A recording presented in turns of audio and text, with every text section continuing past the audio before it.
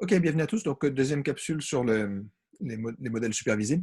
Donc, après avoir vu et discuté la problème de la généralisation, donc on avait vu qu'on estimait les modèles sur une base, mais que pour les valider, c'était mieux de travailler sur d'autres données. Donc, j'avais parlé de l'étape de base d'apprentissage et base de validation. Là, on va parler d'une autre manière pour résoudre le problème, c'est la notion de validation croisée, cross validation. Donc, je vais basculer directement sur les slides, ce sera aussi simple.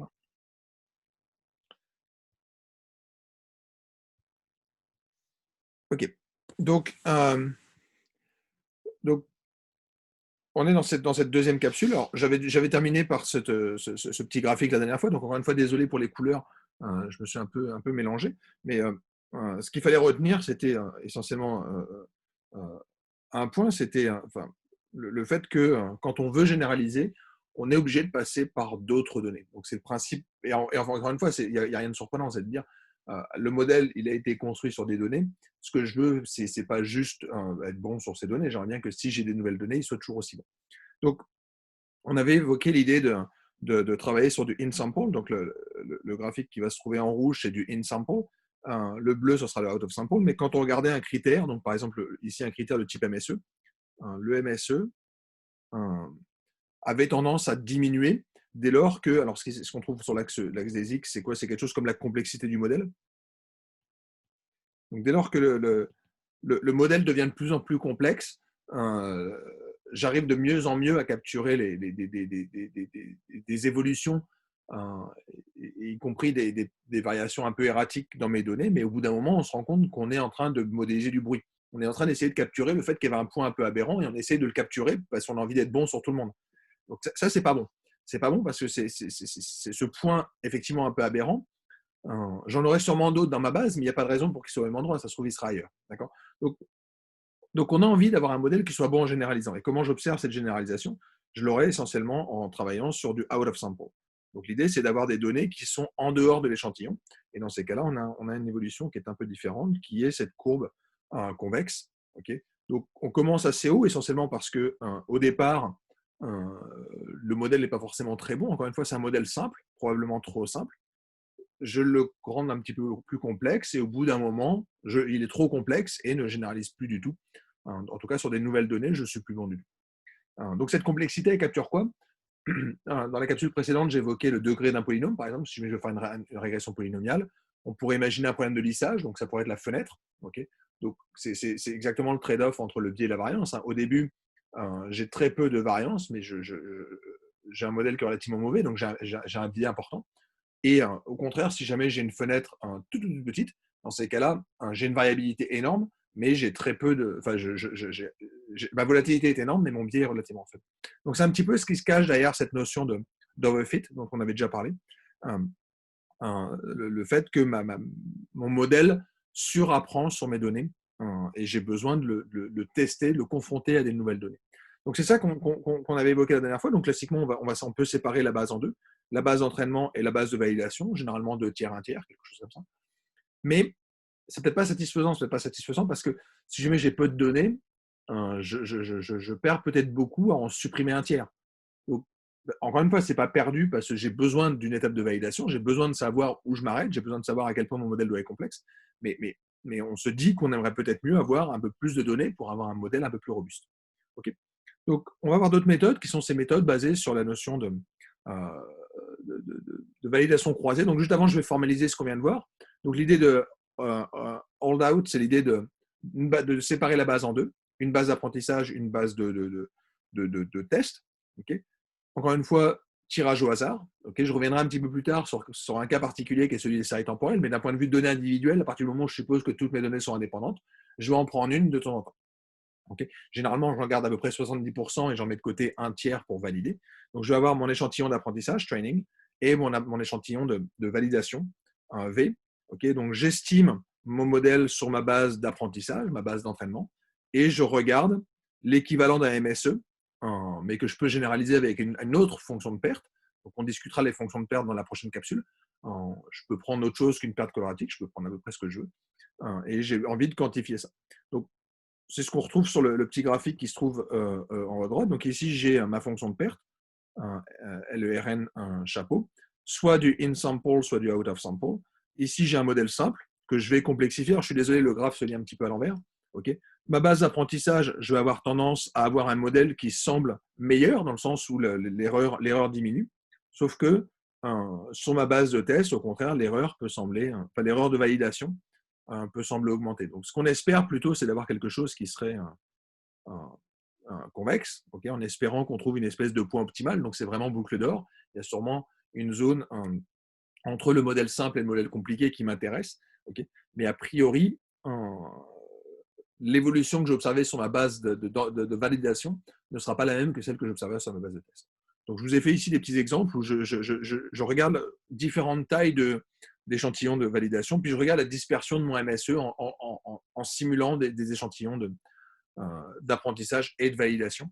Okay. Donc ici, sur la partie du haut, j'ai le cas où j'ai une base de validation qui est toute petite.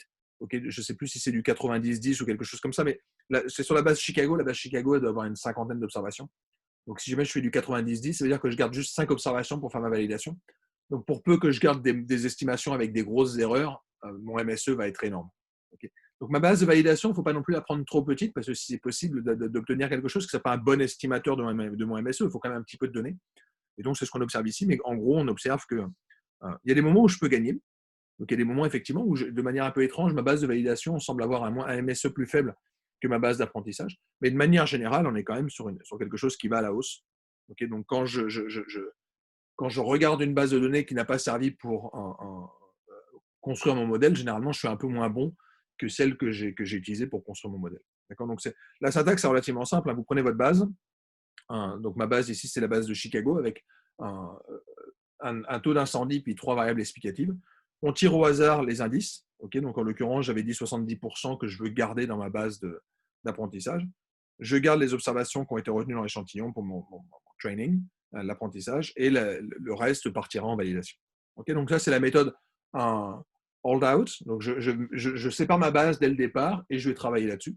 Donc qui est une méthode qui continue à être assez populaire parce que relativement simple à mettre en œuvre. Okay. Il y a d'autres méthodes dont on va parler à partir de maintenant, qui peuvent être un petit peu plus coûteuses en temps de calcul, mais qui peuvent donner des résultats intéressants. Donc le premier, ça va être le leave one out. L'idée de leave one out, et encore une fois, on l'a déjà un tout petit peu évoqué, dans les modèles linéaires, c'est ce qui se passe quand on essaie de quantifier un effet de leverage, un effet levier d'une observation. Donc quand on a une observation qui n'est pas aberrante, mais qui va jouer un rôle très très très important dans la régression. Donc, comment ça s'observe? Tout simplement en se disant qu'est-ce qui se serait passé si je n'avais pas mis cette observation dans ma régression. Si votre régression change beaucoup, c'est qu'il y a un souci, dans le sens où cette observation joue un rôle trop important. Et c'est ça qu'on va essayer de quantifier un petit peu maintenant, en se disant, je vais faire la même chose, d'un point de vue plus conceptuel, en disant pas juste dans les modèles linéaires, mais je peux le faire dans le cadre de n'importe quelle famille de modèles. Donc, en fait, on va construire N modèles, et on voit que c'est là que ça va devenir compliqué, cette méthode. C'est que vous avez 100 000 observations, ça veut dire qu'il va falloir construire 100 000 modèles. Ça peut être un petit peu long en temps de calcul. Okay, même si, techniquement, faire un modèle prend juste un dixième de seconde. Un dixième de seconde fois 100 000 modèles à estimer, ça peut être relativement long. Okay. Donc, je construis ce modèle M chapeau J qui est obtenu en prenant toutes mes observations dans laquelle j'ai mon échantillon en enlevant une observation qui est la JM. Okay. Donc, c'est un approche classique. Alors, ça peut faire penser, pour ceux qui ont vu ça un petit peu en stade, c'est la notion de jackknife. Dans le jackknife, on a un estimateur qui est construit sur N données. On va construire N estimateurs sur des échantillons de taille E-1 à chaque fois en enlevant une donnée. C'est ce que je représente un petit peu dans le petit dessin qui est là, où à chaque fois, on va enlever une observation et on va faire une prévision pour cette observation-là. D'accord. Donc, je construis un modèle sur les N-1 observations qui restent et je prédis pour l'observation qui me manque. Donc là, c'est exactement ce qu'on fait. J'estime mon modèle M chapeau J, M chapeau I, tout ce que vous voulez. Et ensuite, je regarde comment mon YI se comporte par rapport à la prévision que je fais sur mon modèle, mais encore une fois, en enlevant l'observation I. Okay. Donc, c'est la notion de leave one out. Alors, on peut voir que ça permet, on a une petite différence quand je regarde l'échantillon d'apprentissage et l'échantillon de validation. On a un MSE qui était un peu plus grand que ce qu'on aurait eu si jamais j'avais gardé parce que j'avais dans ma base d'apprentissage. Okay. Donc, ça, c'est assez intuitif dans le sens où j'ai des données qui avaient sûrement une influence importante. À partir du moment où je les enlève, dans ces cas-là, je peux commettre une erreur relativement importante. Donc, c'est ce que ça nous dit. Le gros problème de cette méthode, et je l'ai déjà dit plusieurs fois oralement, c'est le fait que numériquement, ça peut être compliqué, parce qu'estimer n modèles, c'est long. Il y a juste un cas où on sait faire ça très très bien, c'est le cas de la régression linéaire. Dans le cas de la régression linéaire, on l'a déjà vu, okay, on est capable d'estimer de manière très simple ce qui se passe si jamais j'enlève une observation.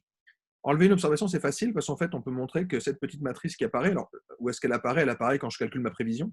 Okay, ma prévision, je vous rappelle que c'est du x bêta chapeau. Okay, et le bêta chapeau, comme par hasard, c'est du x transposé x moins 1 x transposé. Okay, donc je retrouve ici le fait que y chapeau, c'est tout simplement ma matrice H multipliée par Y. D'accord, donc c'est la projection de Y sur la combinaison linéaire des variables explicatives. Et il s'avère que cette petite matrice qui apparaît ici, le X transposé X moins 1, X transposé, quand on enlève une observation, en fait, c'est pas très compliqué à le calculer. Pourquoi? Parce que une partie compliquée dans la régression, c'est de calculer cette inverse. Mais celui-là, je le fais qu'une fois. Okay, ce que j'ai juste à faire, c'est multiplier par une certaine matrice en enlevant une ligne. Okay, et en fait, enlever une observation, ça fait intervenir ce paramètre en 1 sur 1 moins HJJ, qui est le terme de la matrice chapeau H. Okay, donc ça, c'est des choses, encore une fois, je vous renvoie au cours de modèle linéaire, mais c'est des choses qu'on avait déjà vues, c'est que faire une prévision en enlevant une donnée, c'est exactement ce qui se cache dans la distance de Cook et ce genre de choses. C'est des choses qu'on sait faire. En fait, il y a des formules fermées très très simples. Donc en fait, il n'y a pas besoin d'estimer n modèle. En fait, techniquement, c'est juste un petit bricolage qui se fait de manière très très simple. Mais de manière générale, ça prendrait un temps relativement long si jamais je voulais effectivement faire ça. Donc on peut faire un petit peu mieux en termes computationnels.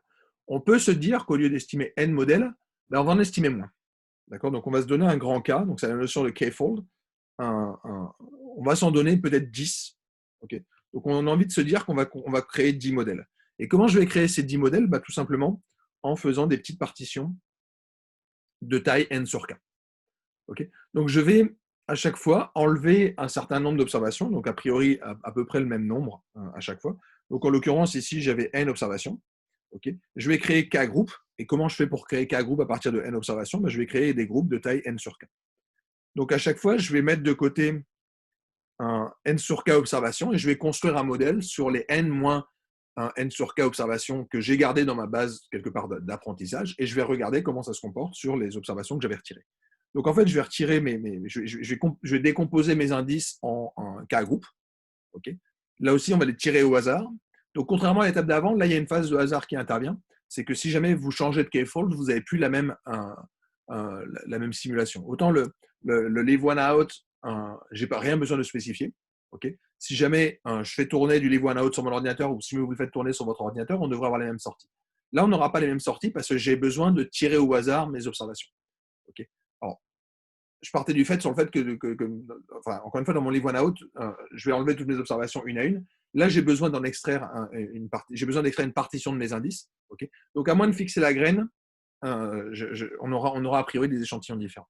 Okay, donc là, on commence à voir arriver les problèmes de reproducibilité. Okay, le fait que si jamais vous voulez avoir les mêmes résultats que moi dans les slides, il va falloir faire un petit peu attention parce que quand on commence à faire des choses au hasard, et c'est ce qui apparaît ici, et c'est ce qui apparaîtra ensuite par la suite. Donc j'aurai une petite capsule dédiée à cette histoire de hasard. Mais quand on commence à faire des choses au hasard, il faut qu'on fixe les mêmes graines si jamais on veut pouvoir reproduire exactement les mêmes résultats. Okay, idéalement, il faudrait que ce soit au moins comparable. Et le fait que ce soit comparable, c'est ce qu'on appelle un problème de robustesse. Ça veut dire que ça ne dépend pas de mon échantillonnage. C'est un peu ce qu'on espère en fait. D'accord, donc je suppose quand même que j'ai réussi à créer un cas échantillon d'indice. Et dans ces cas-là, j'ai que K modèle à estimer. Okay, M chapeau K, petit k, il est obtenu en enlevant les observations qui appartenaient à aux indices VK. Okay, donc par exemple, si je suis dans le deuxième cas, j'enlève les observations ici 5, 6, 7 de ma base de données. Okay, donc une fois que j'ai construit ce modèle MK en enlevant les variables indicées par J, ben dans ces cas-là, je prends tout simplement les observations comme étant mes observations de validation. Okay, pour pouvoir faire ma validation de modèle. Et on a ici un objet, donc cette moyenne de mes MSE obtenus sur chacun des sous-échantillons VK. J'obtiens quelque chose qui est sûrement un bon proxy de ce que doit être mon R de mon modèle M chapeau.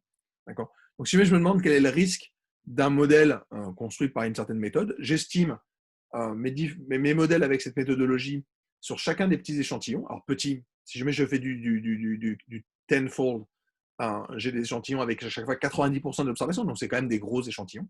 Okay, et à chaque fois, chacun des modèles va être testé sur les 10% qui va rester. D'accord. Donc, c'est ça qu'on va faire et on espère que ça nous donne un bon proxy de cette grandeur-là. D'accord. Donc, c'est ce qui est raconté ici. Donc, je crée mes échantillons au hasard et j'estime 10 modèles que je vais comparer sur les bases de tests qui sont les 10% qui n'ont pas été utilisés pour construire mon modèle. Okay. Donc, K égale 10, pardon, K égale N, c'est le leave one out. K égale 10, c'est la méthode classique. D'accord. Donc 10, c'est un ordre de grandeur acceptable, dans le sens où on va construire des modèles, on va construire 10 modèles à chaque fois sur 90% des données. Okay. Et ça devrait nous permettre de récupérer une approximation du MSE ou de n'importe quelle mesure de risque associée. D'accord. Donc là encore, on retombe sur des choses, je vous l'ai déjà dit oralement, je ne vais pas aller plus loin. Je vais juste vous présenter une autre méthode qui peut être intéressante. C'est l'idée d'aller un petit peu plus loin sur cette notion de K-fold en disant, si je pourrais aussi me dire que je pourrais retester de créer des partitions. Okay, donc j'ai créé un échantillon en disant, je garde les 10 premières, puis les 10% premières, puis les 10% suivantes, 10%, 10%. Okay, et je vais repermuter tout le monde et recréer un autre échantillon, puis voir si je suis robuste, puis recréer. En fait, cette idée de resimulation, on peut l'avoir directement. En fait, je n'aurais peut-être pas besoin de faire du K-fold. Ce serait plutôt de faire des notions de hold-out. Donc, je vais mettre de côté les choses, mais c'est juste que je ne vais pas le faire qu'une fois. Je vais m'amuser à le faire plein de fois et voir un peu ce que ça donne. Donc, en fait, on peut créer des échantillons bootstrappés. Okay, donc, je vais bootstrapper des échantillons. Donc, c'est une méthode. Là aussi, je reviendrai sur les méthodes de simulation, mais le bootstrap peut être une méthode intéressante. Donc, je vais me créer un échantillon bootstrappé, I1, donc ce sera un ensemble de n valeurs parmi un n. Okay. J'estime un modèle sur mon échantillon bootstrappé. Okay. Et ensuite, comment est-ce que je teste ce modèle? Il s'avère que quand vous faites du bootstrap, comme je fais des tirages avec remise, il y a des observations que je ne récupère pas. Okay, donc, retourner dans le cours de modèle linéaire, mais encore une fois, ça arrivera dans quelques semaines. Quand je fais du bootstrap, donc quand je rééchantillonne en faisant des tirages avec remise, il y a des observations qui n'apparaissent pas. En fait, on peut montrer qu'il y a à peu près 36% des observations qui n'apparaissent pas dans une base qui est bootstrappée. Mais ça, c'est intéressant parce que ce 36%, il me fait penser aux 30% que j'avais dans mon holdout. Quand j'ai créé ma base de bootstrap, en fait, il n'y a que, en gros, 63% des données qui ont été utilisées pour construire ce modèle. Donc, en fait, si jamais, par exemple, je prends mon petit dessin, mais supposons que ma base de bootstrap n'inclut pas ces observations-là, je peux les utiliser comme observations extérieures qui me permettent de valider mon modèle. Et donc, en fait, je peux utiliser cette méthode-là pour estimer mon risque associé à un certain modèle M-chapeau. D'accord. Donc, on voit qu'effectivement, faire du bootstrap, ça nous donne une estimation de mon MSE de validation qui est plus grand. Okay, essentiellement parce que c'est toujours la même chose. Si jamais je teste sur des nouvelles données, a priori, je suis moins bon que sur les données de base. D'accord. Mais cette méthode permet de construire quelque chose qui est équivalent à ce qu'on voulait faire, c'est-à-dire construire un modèle sur certaines données et le tester sur d'autres. Okay, il s'avère que quand on fait du bootstrap, on peut utiliser le fait qu'il y ait quand même 36% des données qui ne sont pas utilisées pour faire de la validation. Donc le bootstrap, on en avait déjà parlé dans la régression. Okay, c'est une méthode pour quantifier l'incertitude. Donc on se contentait de bootstrapper et de construire un estimateur. Mais là, ce que je vous dis, c'est qu'on peut aller un peu plus loin. C'est qu'en fait, quand j'ai construit mon estimateur, je peux aussi utiliser les données que je n'avais pas pour valider mon modèle. Donc, c'est ça l'idée de la validation par bootstrap, la validation croisée par bootstrap. Alors, je vais juste faire une toute petite parenthèse sur un sujet qui, a priori, est retiré du cours. C'est le cas des séries chronologiques. Les séries chronologiques sont un peu particulières dans le sens où les observations ne sont pas interchangeables. Okay. Par définition, une série chronologique, j'ai remis une définition qui ne veut rien dire, mais c'est juste que c'est une suite d'observations qui sont ordonnées dans le temps. Okay. Donc, ce que ça veut dire, c'est qu'on a une échelle de temps, qui est une échelle qui peut paraître assez standard, mais encore une fois, qui ne l'est pas forcément. Okay. Et ce qu'on observe, alors il y a aussi une notion de régularité que je n'ai pas évoquée, mais on doit avoir des observations qui sont régulièrement espacées dans le temps.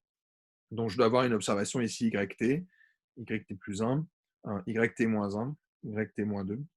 Okay. Et donc, là, on a l'idée, par exemple, de bootstrap ou l'idée de permuter mes observations pour faire quelque chose, elle ne tient plus. Elle ne tient plus parce que je n'ai pas le droit de casser cette propriété forte des séries chronologiques qui a cet aspect temporel qui fait que l'observation xt, elle arrive juste après l'observation, yt, elle arrive juste après l'observation yt-1. Donc le temps, il est important et il ne faut surtout pas le casser. Okay, donc, je ne parlerai pas trop de séries chronologiques, sauf peut-être à la toute fin si on fait des réseaux de neurones récurrents. Peut-être que je reviendrai sur les aspects séries temporelles, mais encore une fois, c'est un peu la limite de ce qu'on doit faire dans le cours.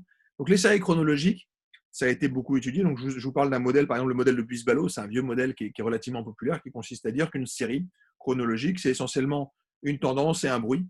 Okay, donc une tendance pouvait être une tendance linéaire, ça peut inclure un cycle. Okay, les séries saisonnières peuvent avoir une notion de cycle. Okay, et le UT, c'est la partie, donc c'est ce qu'on appellera une partie stationnaire dans notre série temporelle. C'est quelque chose qu'on va essayer de capturer par des modèles très simples, donc classiquement des modèles ARMA ou ce genre de choses. Anyway. Il s'avère que sur les séries temporelles, il existe des méthodes très simples pour faire de la prévision, par exemple. Mais historiquement, c'était plutôt pour faire du lissage. Donc si jamais vous aviez des données qui manquaient, on était capable d'extraire, d'imputer des valeurs manquantes. D'accord ? Donc là aussi, j'avais fait des séries de capsules sur les valeurs manquantes. Il s'avère que quand on est sur des séries chronologiques, la notion de temporalité est importante. Parmi les méthodes populaires pour faire du lissage, il y a ce qui s'appelle le lissage exponentiel. Okay, que vous avez forcément vu dans d'autres cours. L'idée du lissage exponentiel, c'est de dire qu'à partir de votre série YT, je vais créer cette série qui consiste à dire que je vais la pondérer par un certain... Donc, la série en YT, c'est un certain alpha multiplié par 1 moins alpha, plus 1 moins alpha, la série à la date d'avant. Okay, donc, je vais partir d'une valeur initiale, S0 qui vaut Y1, et ensuite, je vais créer cette série, un lissé, tout simplement en disant que je vais faire la moyenne entre... donc, une moyenne pondérée entre la nouvelle observation que je récupère et la précédente valeur. Donc ça, c'est intéressant quand on suppose qu'on a une série qui est supposée être relativement plate. Okay, quand je suis relativement plat, mais que je ne connais pas trop mon niveau, ce qu'on va faire, c'est qu'on suppose qu'on a un niveau de départ qui va être ce S0, et ensuite, je vais m'adapter. C'est-à-dire que si la série commence à monter plus haut, je vais me décaler un peu vers le haut, et je vais avoir une certaine inertie basée sur un ST-1. Okay, donc, on parle de lissage exponentiel. Pourquoi ? Parce qu'en fait, je peux réécrire ma série. Donc, mon ST-1, je peux le réécrire en disant mon ST-1, c'était du alpha YT-1 plus 1 moins alpha YT-2. Et je continue comme ça. Et en fait, si jamais je développe, on récupère la série suivante. C'est que ma série ST, c'est quoi ? Ma série ST, ça va être du alpha multiplié par YT. Donc, ça, c'est mon point de départ. Plus 1 moins alpha YT-1, plus 1 moins alpha à la 2 YT-2, plus 1 moins alpha, 1 moins alpha à la 3 YT-3, 1 moins alpha puissance 1 T-1 Y1. Okay, donc on voit apparaître quelque chose de la forme suivante. On a du alpha multiplié par alpha puissance I YT-I. Okay, donc on voit apparaître tout simplement ce qu'on appelle une moyenne mobile. Donc je fais une moyenne des données passées. Okay, donc ça va être une moyenne qui glisse, une moyenne glissante, ce qu'on appelle moving average en anglais. Donc, on va avoir cette moyenne qui va glisser, dont les poids vont décroître exponentiellement vite. Okay, donc j'ai des poids en alpha puissance i. D'accord, donc plus je m'éloigne, mes poids sont en puissance, c'est alpha puissance le temps. Okay, donc plus je m'éloigne, plus mes poids vont être petits, avec une décroissance en alpha puissance le nombre de retards que je regarde. Okay, donc cette notion, cet objet s'appelle aussi la notion de exponentially weighted moving average, qu'on retrouve énormément en finance. Okay, par exemple, c'est assez classique quand on estime une volatilité à la date t. Okay, quand on a un processus avec un sigma t, okay, mon sigma t, je peux le voir comme étant une moyenne de mes durées, de mes volatilités passées. D'accord ? Et pourquoi j'en parle ici ? Essentiellement parce que j'ai un paramètre qui intervient. J'ai un paramètre alpha qui intervient. Et comment est-ce que ça s'estime ? C'est simple, ça s'estime par validation croisée. Okay. Comment ça s'estime ? C'est très simple. Je vais raisonner. Donc l'idée serait de le faire en k-fold. Donc quand on le fait en k-fold, même en leave one out, ce qu'on va dire, c'est il y a une partie des données que je vais exclure, qui vont partir en test, okay, puis il y a l'autre partie qui va servir à construire mon modèle. Ça, c'est l'approche quand on est sur des notions de validation croisée sur des bases d'individus. Sauf que quand je suis sur des bases temporelles, ce qui m'intéresse, c'est que le modèle soit bon en prédictif sur le futur. Et donc, quand on va construire notre base, ce qu'on va dire, c'est qu'on va utiliser des données passées, puis voir comment ça se comporte si jamais j'essaie de prédire sur la partie qui suit. Okay, donc l'idée, ce n'est pas d'extraire, par exemple, les 20 premières observations de ma série temporelle, puis d'utiliser le futur pour voir si je pouvais prédire le passé. C'est toujours de se dire, je vais prendre des données passées et je vais voir si jamais ces données peuvent servir à prédire la partie suivante. Donc, on peut avoir une espèce d'extension des notions de validation croisée en disant que, en fait, si je reviens sur mon graphique de gauche, je n'ai pas le droit d'utiliser le futur. Okay, donc, je m'interdis l'utilisation du futur ici. Donc, ici, cette partie-là, je n'ai pas le droit d'utiliser. Donc, à chaque fois, j'exclus les parties futures en me disant je vais juste utiliser des observations passées pour prédire les valeurs futures. Et c'est exactement ce qui est fait quand vous utilisez du lissage exponentiel. Dans le lissage exponentiel, on veut trouver ce coefficient alpha. Okay, alors, il s'avère que la prévision que je vais faire, c'est tout simplement dire que je vais prendre un ST. D'accord. Donc, la prévision, ça va être ce que je pense avoir. Alors, en l'occurrence, c'est plutôt du ST-1. La valeur que je prédis à la date T-1 pour la date T, donc pour la date suivante, ça va être tout simplement de prendre la valeur de ma série observée à la date juste avant. Okay, donc, ici, je mesure la différence. En l'occurrence, pardon, il y a une virgule. Donc, ça, c'est ma fonction de coût. Je mesure la différence entre YT et ma série lissée à la date T-1, qui va être en fait ma prévision. D'accord. Donc, ce que je vais faire, c'est tout simplement avancer dans le temps et trouver la valeur optimale de mon alpha qui va me minimiser tout simplement ici la somme des carrés des erreurs. Donc, je fais un MSE prédictif construit sur les données passées pour prédire la valeur à la date T. D'accord. Donc, en fait, c'est vraiment strictement un leave one out. Sauf que quand j'enlève l'observation 3, je n'ai pas le droit d'utiliser N-1 observation. J'utilise les 2 premières observations pour prédire ma valeur à la date 3.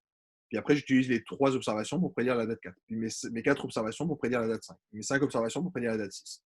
Okay, donc, on récupère des choses comme le graphique en dessous. J'ai différentes valeurs de alpha. Okay, et donc, on essaie de trouver celle qui va me donner l'écart le plus faible entre la valeur que je prédis et la valeur que j'observe réellement. D'accord. Donc, ça, c'est une méthode de lissage assez simple. Donc, on peut le voir sur cette série. Alors, cette série, elle est un petit peu particulière. Pourquoi ? Parce qu'il y a manifestement une espèce de rupture. Okay, on était sur un certain niveau par ici, puis ensuite on passe à un autre niveau. Et en fait, le lissage, le paramètre alpha, il me dit quoi ? Il me dit à quelle vitesse est-ce que je réagis à un changement de niveau. Okay, ici, on voit qu'on était sur un niveau qui était relativement haut, puis tout d'un coup, on voit qu'on converge très très vite et puis qu'on s'adapte. Donc ça nous permet d'avoir un modèle qui s'adapte très très bien à des ruptures, sauf qu'il est très très très volatile. Okay, donc très volatile, ça veut dire quoi ? Ça veut dire qu'il se trompe quand même beaucoup parce qu'en fait, je me contente quasiment de répliquer la valeur d'avant. Okay, donc par exemple, ici, j'étais très élevé parce que la date juste avant, j'étais élevé, sauf que je me trompe. Et en fait, je suis toujours décalé d'une étape, essentiellement parce que la valeur que j'avais prédite dans T-1, en fait, elle est assez proche de la valeur que j'avais observée. Okay, donc utiliser ça comme étant un bon proxy pour ma prévision, c'est peut-être pas terrible. D'accord. Donc, sur ce dessin-là, on voit au contraire un lissage qui est beaucoup plus lent, c'est-à-dire qu'ici, j'étais assez haut, et que je vais mettre un temps relativement long pour m'adapter, essentiellement parce que je n'ose pas croire à ces changements de rupture. Okay, ça veut dire quoi ? Ça veut dire que j'ai une croyance relativement forte dans mon historique. Ici, j'ai un alpha qui va être relativement important. Donc, ce qui s'était passé il y a 15 ou 20 périodes, ça a encore un impact. Donc, si jamais il y a encore 15 ou 20 périodes, j'étais haut, je vais rester haut assez longtemps. Et donc, j'ai trop d'inertie et je vais mettre plus de temps à m'adapter à un changement. Et de l'autre côté, j'ai une courbe qui est beaucoup plus lisse. Okay, donc, cette histoire de cross-validation, c'est comme ça qu'on va faire de l'estimation sur des modèles de lissage. Alors, je vous le fais aussi sur de lissage exponentiel double. Okay, lissage exponentiel double, je vais avoir 2 séries, une série en ST, une série en variation. Okay, donc, je vous renvoie, j'ai dû mettre la référence du livre de Robin Mann sur les exponential smoothing. Okay, comment je vais faire ma prévision ? Tout simplement en intégrant les 2 séries. Donc, cette fois-ci, je vais avoir quelque chose d'un petit peu plus tordu, dans le sens où, quand je vais prédire à la date T-1 la valeur à la date T, je vais avoir la valeur en T-1 plus quelque chose qui va en fait lier à une pente. Okay, donc ici, on retrouve quelque chose de linéaire. Ce que je suppose, c'est que j'ai une tendance linéaire qui se cache derrière ce modèle et j'essaie de l'estimer. D'accord ? Donc, il y en a un qui a un coefficient de valeur de constante et l'autre qui a un coefficient de pente. Okay, mais on le voit sur ma courbe du bas, je peux jouer sur les paramètres. Donc là, j'ai 2 paramètres, alpha et bêta, okay, que je vais essayer de capturer. D'accord ? Mais le point important dans cette approche, c'est de noter que comment je vais trouver ces coefficients alpha et bêta optimaux, je le fais par validation croisée en me disant que je veux minimiser la différence entre ce que j'observe à la date T et ce que prédisait mon modèle pour la date T. Donc, on retrouve vraiment fondamentalement cette idée-là. La seule chose, et c'est ça qui est important dans les séries chronologiques, c'est que je garde en tête cet aspect dynamique. Classiquement, quand on voudra faire des prévisions, on voudra prédire le futur, et donc c'est hors de question que j'utilise du futur pour prédire des valeurs passées. Je vais toujours utiliser du passé pour prédire le futur, ce qui fait qu'au début, bah, je vais utiliser peut-être 5 observations pour prédire la sixième. Par contre, quand j'en aurai une centaine, je vais en utiliser une centaine pour prédire ma 101e. Okay, donc c'est ça qu'il faut retenir sur cette histoire de validation croisée. Ça peut s'adapter dans les modèles saisonniers. Okay, je voulais juste vous montrer la fonction. Donc il y a une fonction qui s'appelle Odd Winters qui permet de faire ça. Donc Odd Winters, c'est du lissage avec 3 composantes, une composante de niveau, une composante de pente et une composante de cycle. Okay, et la manière dont c'est estimé, c'est des méthodes de validation croisée. D'accord. Donc ces méthodes de validation croisée, elles ne sont pas exotiques et elles sont pas juste, elles viennent pas juste de la communauté du machine learning. Elles existent en statistique depuis 60 ans. Okay, et en particulier en série chronologique, c'était assez classique de les utiliser. La seule subtilité, c'est vraiment de tenir compte de cet aspect temporel. Donc c'est le seul moment où je parlerai de série temporelle, en tout cas pour une bonne partie de cette section sur les modèles supervisés. Okay, mais c'était juste pour vous rappeler qu'il existe des techniques que je vais vous présenter comme étant nouvelles, soi-disant venant du machine learning, mais qui en fait sont présentes en statistique depuis des décennies. Okay, donc retenez bien l'idée de la validation croisée, parce qu'on va beaucoup l'utiliser pour juger de la qualité d'un modèle. Okay, alors je ne le ferai peut-être pas beaucoup dans mes slides, parce que dans mes slides, je vais déjà vous présenter les méthodes. Donc on l'a vu, je vais revenir un tout petit peu en arrière, je suis désolé, mais quand je vous présentais mes modèles, il y avait quand même une étape qui était toujours, on estime le modèle. D'accord, donc on a cette étape 2 qui est, est-ce que je suis capable d'estimer mon modèle? Donc moi, j'ai passé pas mal de temps là-dessus. Okay, mais une fois qu'on a estimé le modèle, il va falloir parler de cet aspect-là qui est, est-ce que je peux calculer cette chose-là facilement? Okay, donc gardez toujours en tête cette importance de la validation croisée, en tout cas de tester les modèles sur des nouvelles données. Okay, j'en parlerai peut-être moins par la suite, mais essentiellement parce qu'on a déjà beaucoup de temps à passer sur la construction de cette étape 2, qui est, est-ce que je peux déjà construire un modèle plus riche que ceux qu'on sait faire, c'est-à-dire uniquement pour le moment des modèles linéaires. Ok, je vais m'arrêter là, et puis on se retrouve dans une prochaine capsule pour parler normalement de fonctions de perte. À très bientôt.